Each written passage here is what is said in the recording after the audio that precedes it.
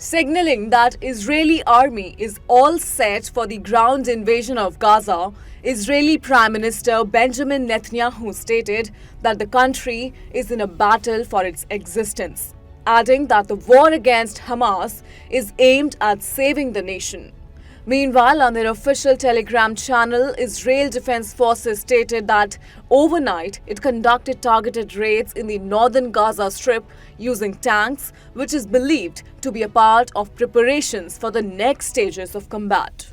United States President Joe Biden stated that he's convinced that Hamas launched the terrorist attacks on Israel because of the ambitious Bharat Middle East Europe Economic Corridor project that was launched at the G20 meeting in New Delhi, adding that it is because of the progress that were about to take place in the Middle Eastern region.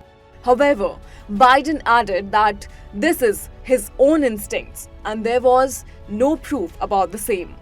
Pertinently, a report has been published by the Wall Street Journal suggesting that Hamas terrorists who launched the brutal attack on Israel on October 7 were trained in Iran. The training involved 500 members from both Hamas and the Palestinian Islamic Jihad and was conducted by Iran's Islamic Revolutionary Guard Corps.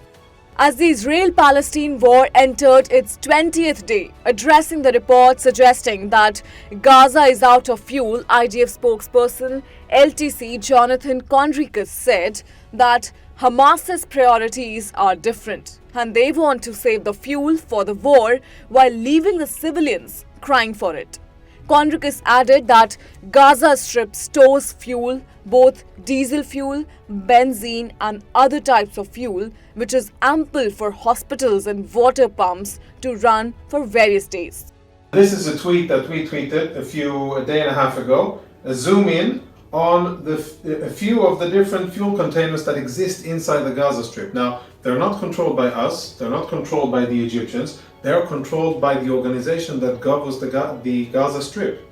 That's Hamas. They have control over fuel.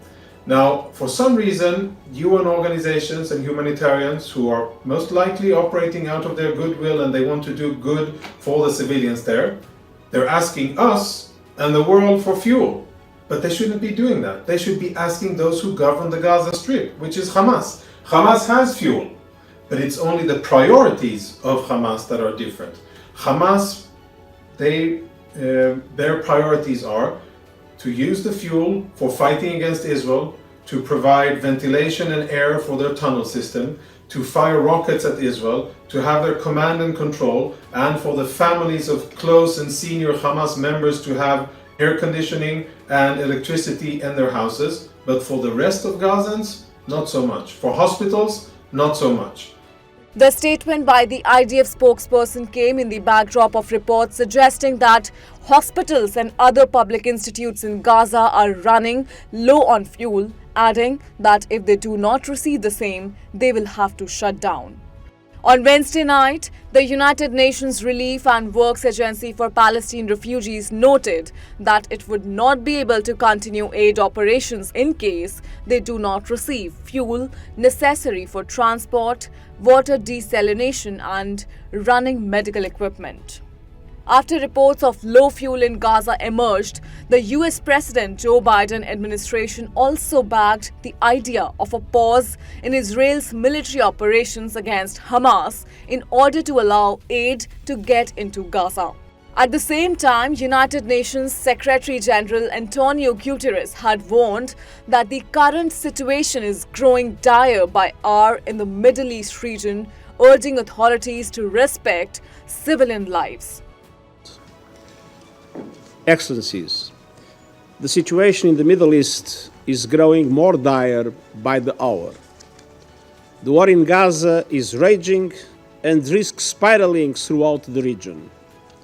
Divisions are splintering societies, tensions threaten to boil over.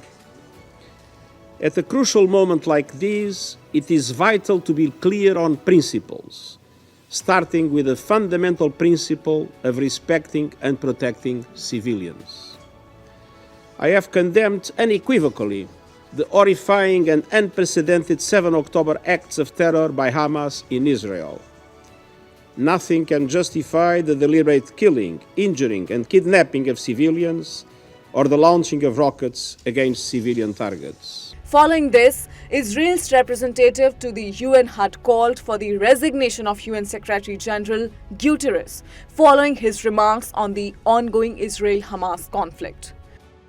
Considering the same, Israel refused to provide a visa to the UN Humanitarian Affairs Chief Martin Griffiths. Israel's ambassador to UN, Gilad Arden, on Army Radio informed that due to Guterres' remarks, visas will not be provided to any UN representatives. Meanwhile, in the United Nations Security Council, a draft resolution was introduced by the United States calling for pause in fighting to allow aid access to Gaza. However, the resolution was vetoed by Russia and China.